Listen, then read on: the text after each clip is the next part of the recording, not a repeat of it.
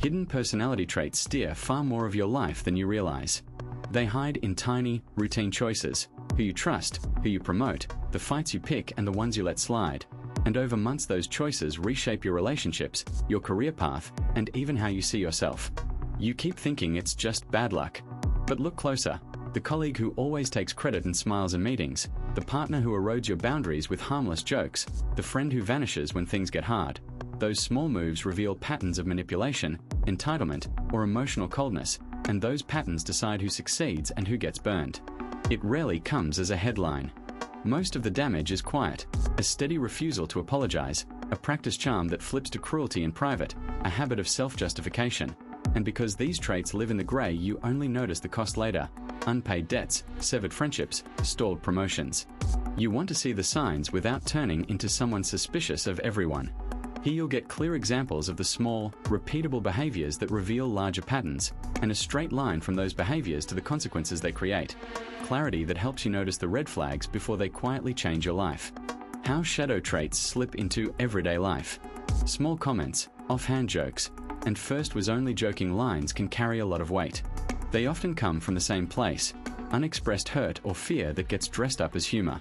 A colleague who always cracks a joke about your presentation might be deflecting anxiety about being judged themselves, and that joke chips away at your confidence over weeks.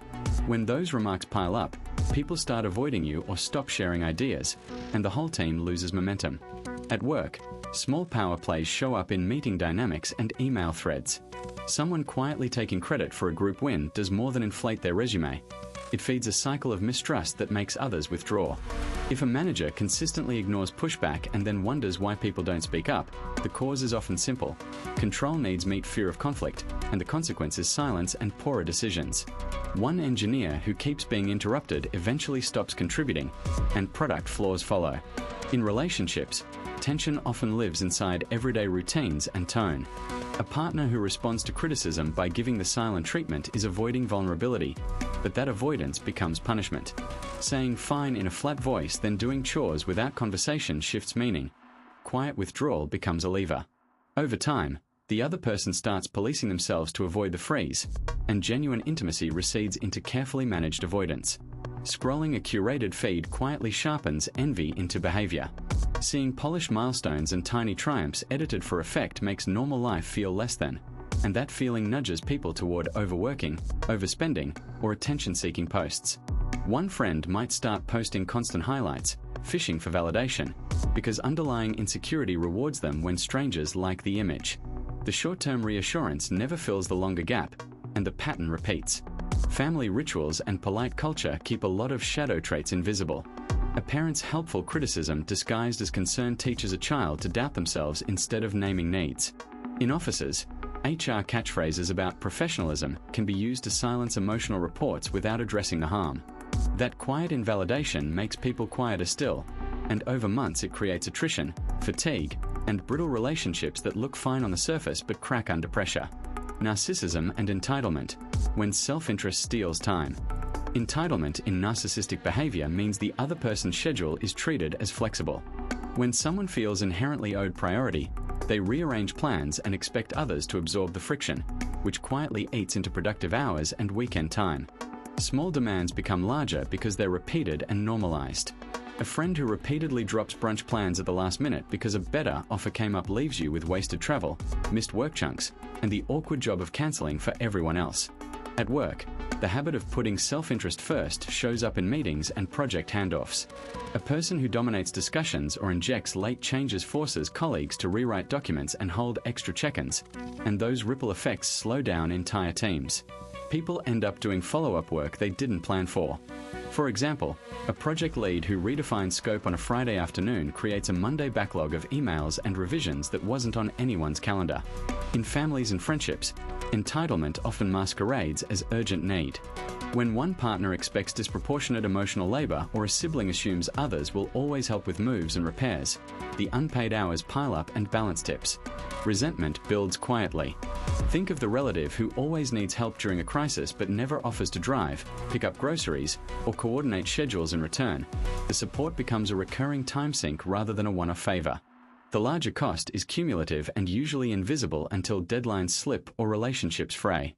Repeated last-minute requests, chronic lateness, and constant agenda-shifting fragment attention increase cognitive load and lengthen tasks, which reduces overall productivity without anyone logging the loss. This is why teams miss milestones and friends stop volunteering time they once gave freely. The entitled person often walks away feeling justified, while others are left covering the gaps and recalculating their own calendars around someone else's sense of priority. Manipulation and control, the subtle mechanics of influence. Compliments, concern, and an unexpected favor are often the same psychological tool. A colleague bringing you coffee and then asking for a last-minute deliverable is a common pattern that lowers resistance by creating obligation. Small kindnesses make rejection harder. The result is practical compliance. People agree because it feels rude not to, and that feeling gets traded for the manipulator's gain. Simple cognitive moves do most of the work.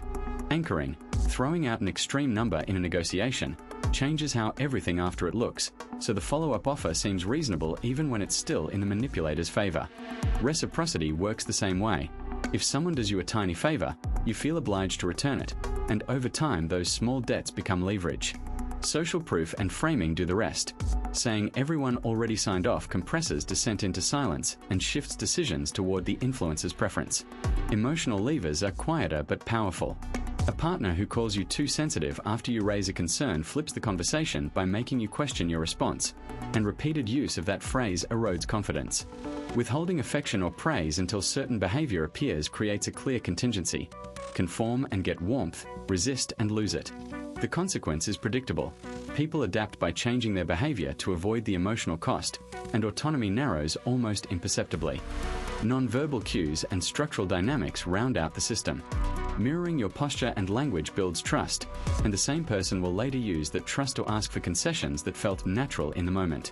In workplaces, reward systems that publicly celebrate loyalty while privately sidelining dissent channel people into compliance without overt orders.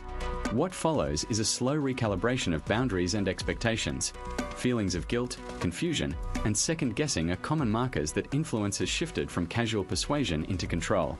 Anxiety, cynicism, and the slow erosion of relationships. Many people notice that a small worry can take over an entire conversation and leave a hollow space where connection used to be. Anxiety narrows attention and turns ordinary interactions into tests. A late reply becomes proof of rejection, a distracted look becomes evidence of indifference, and every neutral tone gets catalogued as a potential slight.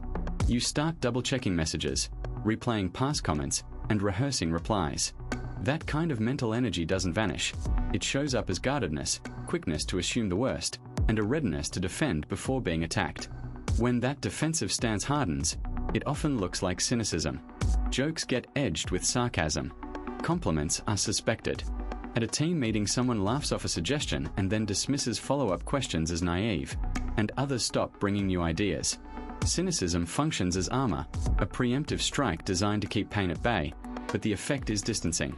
People respond to snide remarks by pulling back, not by probing deeper, and empathy gets traded for short, transactional interactions.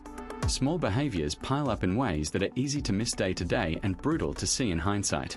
A friend who cancels plans more than they keep them, a partner who offers irony instead of reassurance, an exchange of curt texts that replace long conversations. One clear example is the couple who used to debrief nightly but now trade one-line updates because one partner worries they'll be judged. The other interprets the brevity as lack of interest and stops sharing thoughts. Those tiny slights and missed repairs accumulate into patterns of avoidance and resentment. Over time, the pattern creates a feedback loop that deepens both anxiety and cynicism. Isolation reduces the corrective instances of generosity and trust, which in turn makes future interactions even more likely to be read as threats. People facing real stress find fewer willing confidants, and those absent supports leave problems unattended until reactions become sharper and less thoughtful. The slow erosion doesn't happen in dramatic bursts. It advances in accumulated moments. A cancelled dinner here, a sarcastic remark there, and the social fabric phrase where once it was woven tight. Practical awareness, spotting patterns and changing course. Recurring conflicts and repeated small choices often reveal the same underlying patterns across work, home, and friendships. You might notice the same argument popping up with different people, or the same missed deadline showing up under different project names. When those repetitions appear, they're not random. They point to stable habits, automatic reactions, or unexamined assumptions that guide behavior. For example, Someone who routinely hears complaints about being too blunt probably defaults to directness in stressful moments, which then triggers defensiveness in others and leaves both sides feeling misunderstood. A clear cue will usually kick the pattern off, and that cue is where practical awareness begins. People who pay attention notice context, the meeting room where tone changes, the time of day when patience runs out, the phrase that always sets someone off. Take an employee who gets defensive after receiving terse emails. The terse email serves as a trigger, the defensive reply escalates the tone, and the manager reacts to the escalation rather than the original task. Spotting the trigger makes it possible to see cause and effect instead of blaming only the outcome. Patterns live in small decisions, and small shifts in those decisions change the outcomes that follow. Someone who repeatedly overcommits at work often does it because they want to be liked or fear saying no, which leads to rushed work and friction with colleagues. Changing the way choices are framed, by creating a moment to pause rather than answering immediately, alters the chain. Fewer overcommitted projects, clearer expectations, less resentment. The effect is cumulative. One different response can steer the next interaction onto a new track. Feedback acts as a mirror for blind spots, but that mirror is only useful if it's specific and consistent. Close friends or trusted coworkers who point out a recurring attitude, sarcasm in tense meetings, stonewalling in conversation, provide concrete examples that you can test against real situations. A person who asks a colleague to note when they interrupt and then compares incidents across a week can see whether interruptions rise in certain settings, which then clarifies the link between stress and the behavior. That clarity makes it easier to alter responses without guessing. Patterns rarely vanish overnight, and expecting sudden transformation usually sets up disappointment. Relapses happen when stress increases or when old cues reappear, and those setbacks are informative rather than proof of failure. Someone who reverts to passive-aggressive comments during family arguments is learning about the conditions that pull them back, and those relapses reveal which supports are missing: sleep, boundaries, or an agreed-upon signal to pause. Over time, tracking what works, what doesn't, and how situations differ gives a practical map for changing course instead of repeating the same route. You felt a little twist when we named those dark traits. They show up as defensiveness that shuts down feedback, as smooth charm that masks manipulation, as cold ambition that costs friendships, and each one quietly nudges choices, turning away a promotion, ending a relationship, or making you say yes when you meant no. Maybe you caught yourself in one of the examples, stiffening at a compliment or smoothing over a hurt at a family dinner. That reflex matters because when you deflect vulnerability, people assume you don't care, which makes trust thin and opportunities disappear before you even try. You stayed even when it got uncomfortable. If this resonated, subscribing will bring more of these breakdowns to your feed, and mentioning one moment in the comments can help someone else realize they aren't alone. There's more to come, and it won't be just theory. Upcoming videos will look at real conversations, short exercises to test how a trait shows up in your day, and stories from people who stopped letting a quiet pattern run their life so you can see what change actually looks like.